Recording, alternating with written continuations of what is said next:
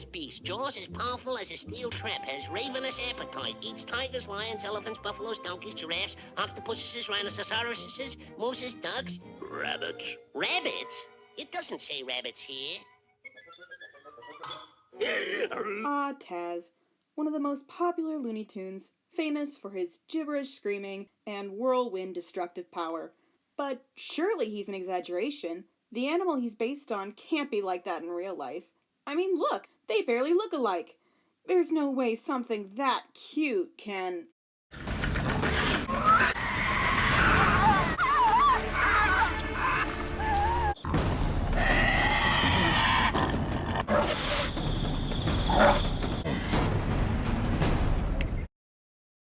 Oh, well then. Hello, animal lovers. Welcome to the Zoology Girl channel, and to another episode of the series Species Summary. I am your host, Strawbebe, and today we'll be talking about a very interesting and very aggressive marsupial known as the Tasmanian Devil, and just how it earned that name, even if it's not quite as devilish as our dear friend Taz. Let's get started, shall we?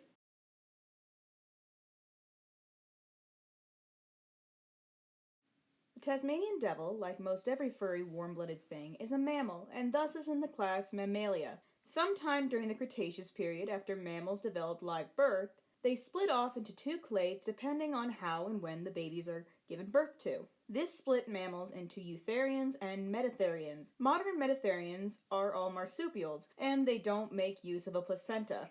So their young are born very early in development and are raised/nursed in a pouch. However, due to there being non-marsupial metatherians in the fossil record, there is a distinct infraclass called Marsupialia. Marsupials originated in the southern hemisphere, and at some point the population split between the Americas and Australia, forming two superorders. Tassies, as they live on an island off the coast of Australia, are, as you could guess, in the superorder Australodelphia, as opposed to Ameridelphia. Dasyuromorphia is its order, which is comprised of meat-eating, furry-tailed quadrupedal marsupials. Famous members of this group include the quolls, our devil buddy, and the recently extinct Tasmanian tiger, which we might cover sometime later. Dasyuridae is its family, which is pretty much everything in the Dasyuromorphia order except the Tasmanian tiger and its extinct close relatives. These guys are known for having shrew-like qualities. For most, it means size or shape. For the Tasmanian devil, its shrew-like qualities is its rage. Seriously, don't mess with shrews.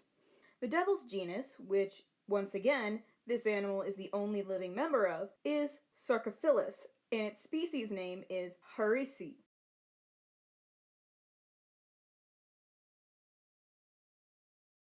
Tasmanian devils are carnivores by nature and have digestive tracts specifically built to be able to handle scavenging their food. They are in fact the largest living carnivorous marsupial, growing to the size of a small dog, and are known for their muscular builds and powerful jaws. They have 42 teeth in total, which grow continuously during their lifetime. Males are usually bigger than females, but they can be just as powerful, and both can run up to 13 miles per hour.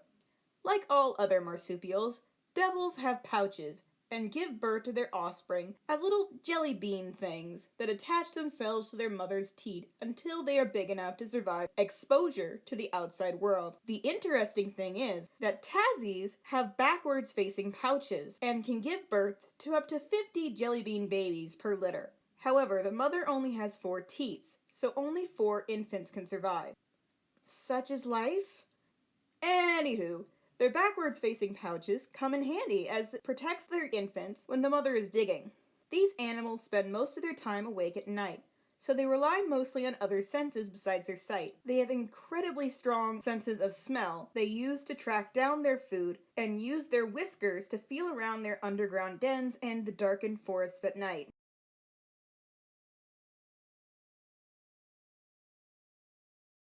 I have to be frank here. Tassies are notoriously aggressive. Not always, but a majority of the time they are.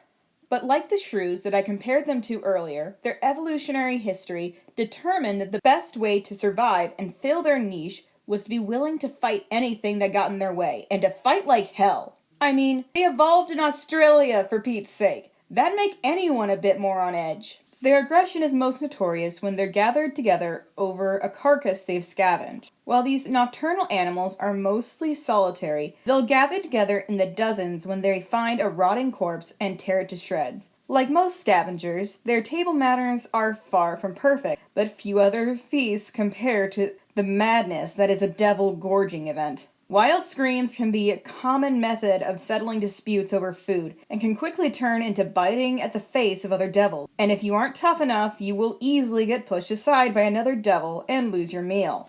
They can be predators too, though, and can take down things as big as a wallaby. Even mating for these creatures is aggressive. A female will only accept a male who is dominant enough to subdue her and drag her back by the scruff of her neck to her den. If she gets bored of him, she will chase him off, screaming and biting at him.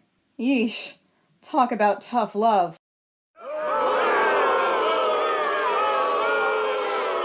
Hey, if you don't like my awful jokes, then you can click off this video. It's my video, and I'll make as many terrible jokes as I please. Security! Remove this guy from the audience! Anyways, child rearing isn't much easier. Though devils are good mothers, looking after their kids, protecting them, staying with them much longer than a certain other mother we could be mentioning, and the joeys certainly are much sweeter than the adults to boot, many of their play behaviors look like vicious battles adults are known for, including the same wild screaming. So, even though no one is getting hurt, from an outsider's perspective, it certainly sounds like the kids are being tortured. Add in they normally come as quadruplets and are much faster than adults, these children can be quite hellish to handle, and eventually get chased out of their mother's den once they've come of age. All this considered, these animals usually don't go looking for fights, and actually have specific behaviors to avoid conflict when able to. The screaming is often used as a form of intimidation, as is the wide toothy yawn and their loud sneezing behavior. All these can be a sign that they're stressed or uncomfortable with a situation too.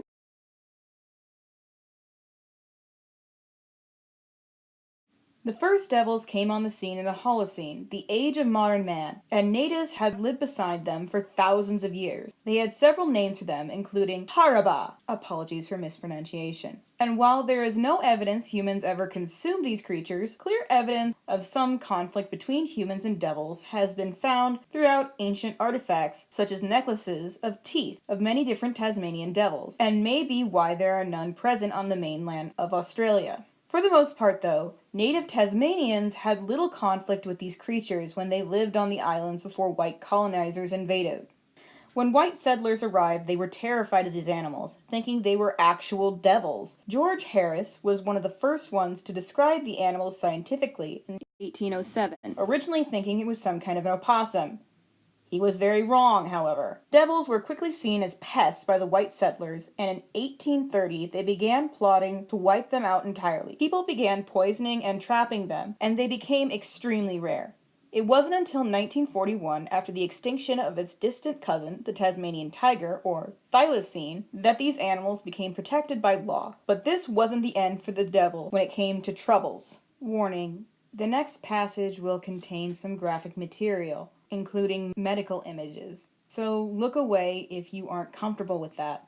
In the late 1990s, Tassies began facing a disease called devil facial tumor disease, or DFTD. This is a transmittable form of cancer that can cause terrible tumors in the faces of Tassies to the point where bones are broken in the skull and they die. This cancer transfers from devil to devil via fights, where wounds on the face are opened up and the DNA from one devil can get transferred into the other, or mutations are caused in the scarring process. It can also be transferred through mating. This disease has been devastating, and little can be done except trying to breed a healthy, tumor-free population. But recently, something strange has been happening. Scientists have found some devils' immune systems are adapting to cope with the disease.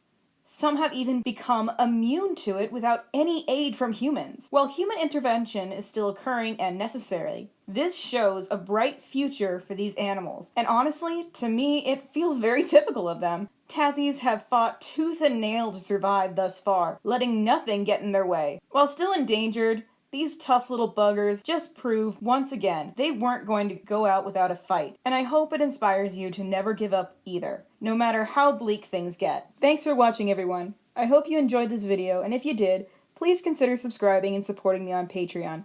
Also, if you have a love for learning beyond the scope of zoology, then consider joining this Discord server my videos are now partnered with. It's called Study Q&T. Look in the description below for more information. But most importantly, have a wonderful day.